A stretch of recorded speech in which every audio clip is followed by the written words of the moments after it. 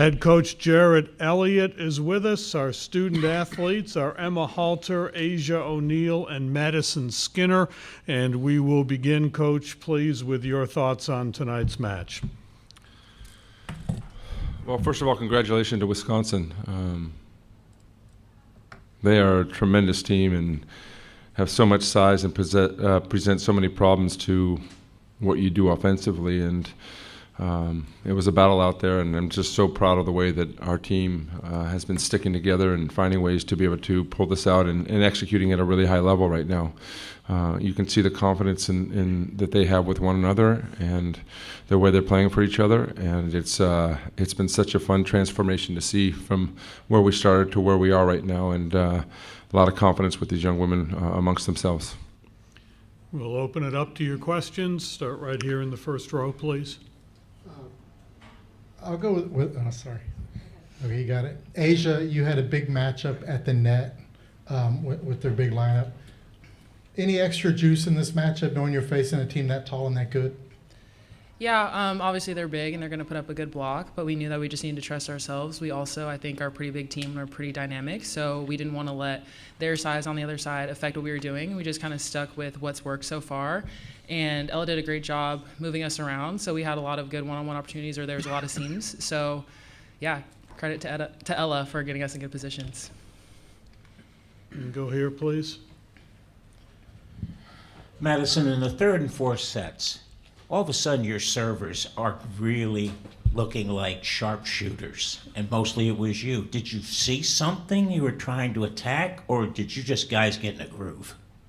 I mean, we had scouted pretty well, and we kind of knew kind of their weaknesses and individual players and who we wanted to serve, and just changing up depths and working on my pace in the ball and just a good toss and trusting myself and trusting my serve and the zones like Jerritt called for me, and yeah, that was that. But just kind of kept trusting myself and went with it, and it was great. In the first row there, please. Yeah, Asjia, along with the serving, what do you think really, it just seemed like that match turned there in the third set. What do you sort of attribute that to, that you guys were doing along with serving so well?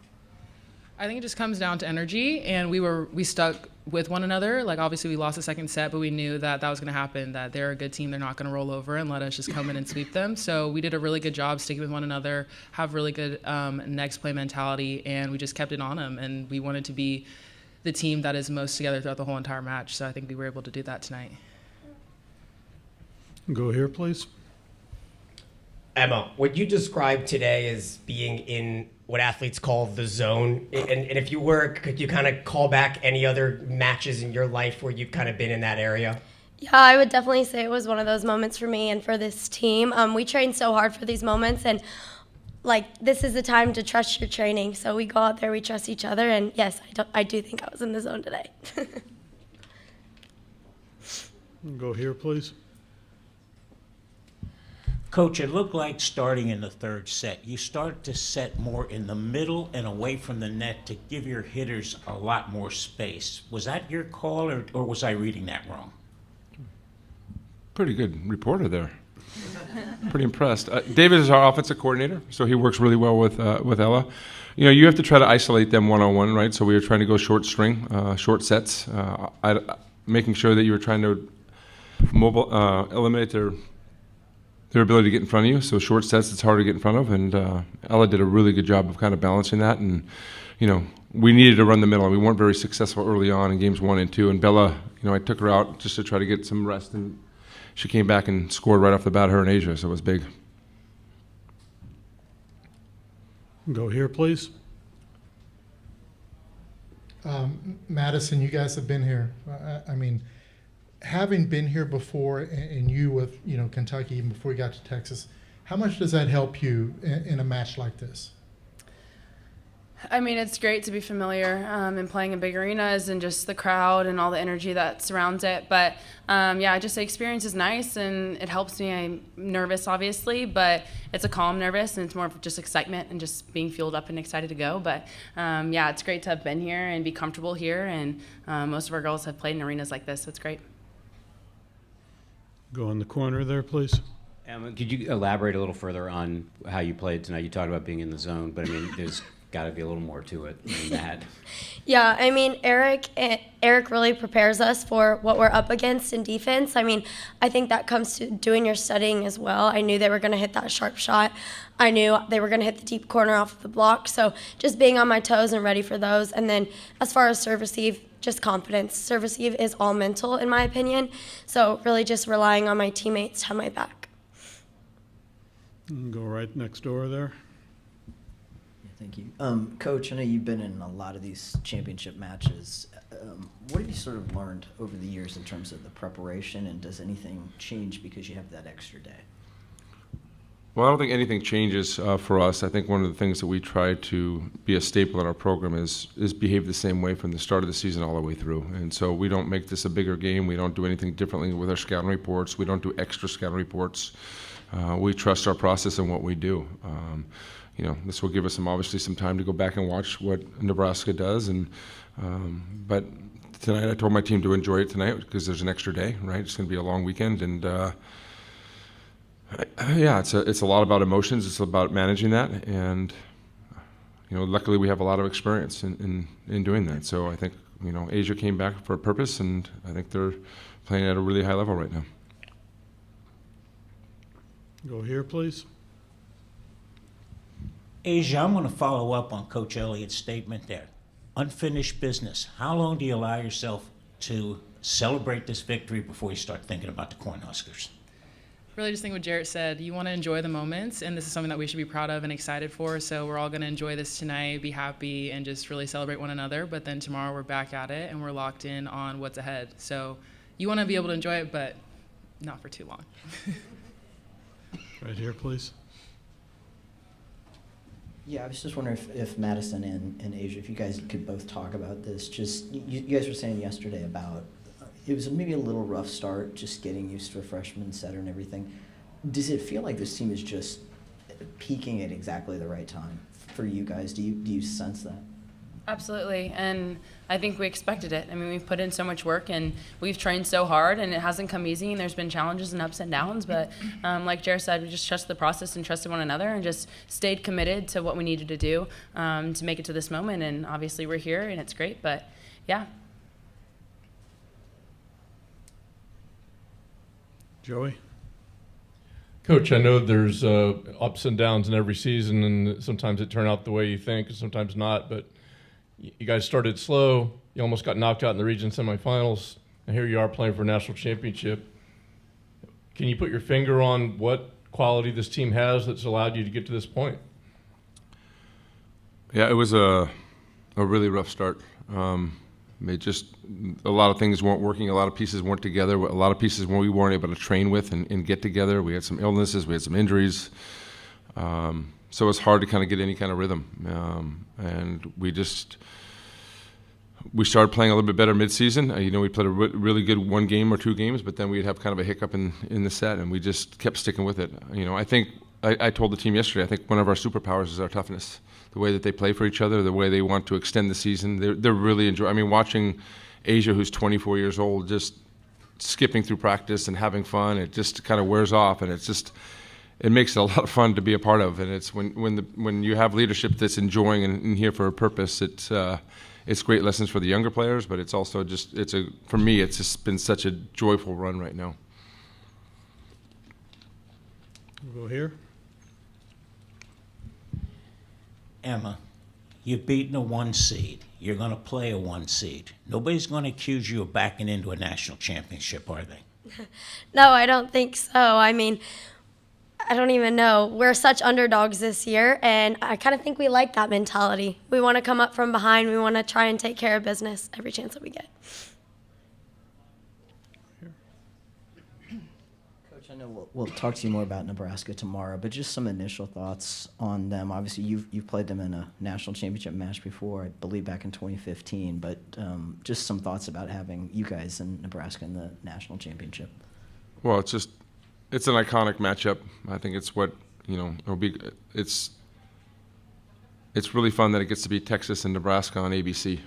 The first time that we've been able to do that. And so it's great for the sport. I think it's great that, both social media and fan bases will be pumping this up, and hopefully we'll be setting a record for viewed match in our ratings. So it's, we got a lot of respect what John Cook does. They got a really good team. They got some talented young players, and they play a lot of good defense, and it'll be a really good battle. Go here. I know since you guys were in different conferences over years, maybe some things have changed, but is the feeling between the schools, can you put a finger on it? Has it remained the same, even though maybe you don't play as often as you used to? Well, yeah, I mean, it's natural. I mean, when you have so many times that you played a team in the championship or the Final Fours that even existed way before I was, and I've been here for 23 years, so I think there's just such a rich tradition of alumni, All-Americans, people that have won national championships on both sides. It's, it's Lakers, Celtics. Regardless of how long they've been, they're going to be fired up to play each other. We can go to the back row there, please. Coach, your defense held Wisconsin to almost 100 points lower than their season average. It was their second lowest of the season. As you look back at the match, what were some of the defensive keys that stand out that led to just your successful defense against that offense? It never just seemed like that offense never really got clicking. Yeah, I mean, we tried to put a lot of pressure on Franklin tonight. I think you probably saw that with the serve receive and just kind of wear her down because she's such a special player. And we were able to get them off the net. And, we have our own – I mean, we are also a very good blocking team. I think we got a lot of positive touches. But what stood out to me is our left front, left back defense. I mean, Emma digging a ton of balls, and even our left fronts took some great shots. And, we had a couple balls that we overpassed, and Ella dug a ball. I think Asjia dug a ball. It was just we were committed to the defensive side of it. And but the serving put a lot of pressure on them over the night.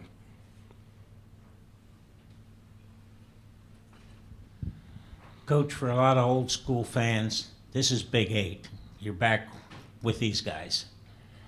What do you tell those fans that this is something that goes back more than a decade, probably a couple? Yeah, as I said, I've been here for 23 years, and I wasn't even part of the Big 8. So those fans are older than me, which makes me happy. It's, again, it's when I took this program over, we were 10-18, and I got my lunch handed to me a lot of times. And I just remember our first victory that we got, and then we got a second victory, then we finally got some Final Fours and national championships. So it's been a process to get this program because they were the one in the lead. They were the one that everyone was trying to model off of. And I'm super proud of where we've come. I'm glad that they're still a premier team because we need that. But this should be a lot of fun for all the fans involved and across the country. People will be tuning in, I can guarantee that. Go here, please. Regardless of who was playing in this, it was going to be history because of ABC and a special season, the culmination of it. The fact that you're in it, I know you're preparing for a match, but in the big picture, is it a thrill that you're going to be out there and be part of something that maybe people will talk about for a while?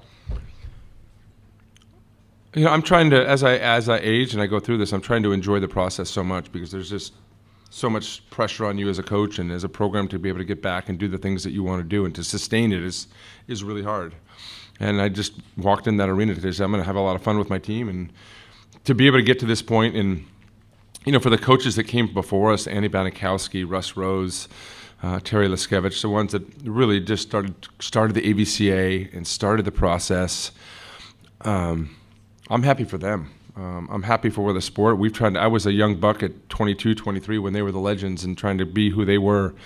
And now we're at this point, and I'm still pushing, and I know Kelly's pushing for it, and I know John's pushing for it because more and more people are loving this game. And we're just hitting the tip of the iceberg. There's so much more to come. Back row. Just asked about your defense. Now I'll ask about your offense.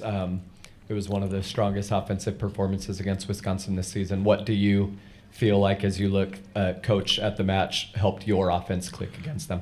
Well, I think we passed extremely well. We were able to run our offense. And again, I think we were able to isolate in the middles when we wanted to, and then we were able to get some short distance setting. But what really changed, I think, we were struggling in game 2. I think the block kind of not only was a little intimidating for the hitters, but our setting was pretty far off the net. So we talked to our team about staying consistent, about making sure we keep the ball inside. and attack the block. And so when we got the ball a little bit closer to the net, Maddie had 7 kills, 7 errors through game 2, and then she ended the game with, I don't know what it was, 11 kills and 1 error. So it just kind of opened up her game, and that has to do with her out-of-system setting because she's such a phenomenal attacker and has such great range, but you got to let her have some speed into the ball. Go here. Asjia, being the coach pointed you out as being the old lady in the locker room, do the girls look to you for advice and for being that rock in there that's been there so long? Yeah, I think they definitely do. I'm also not super talkative and rah-rah all the time, but I do try to be that person that gives the team energy on the court. So I will go crazy, I will scream, I'll do a little stare down because I know that's what gets my team going, and I want to make sure that I can add that fuel to everybody. So I view myself as the emotional rock for the team and the emotional grandma of the team. Anything further for Coach and the student athletes? Thank you. Let's set a record. Thank you very much. Yeah. Thank you guys. Thank you.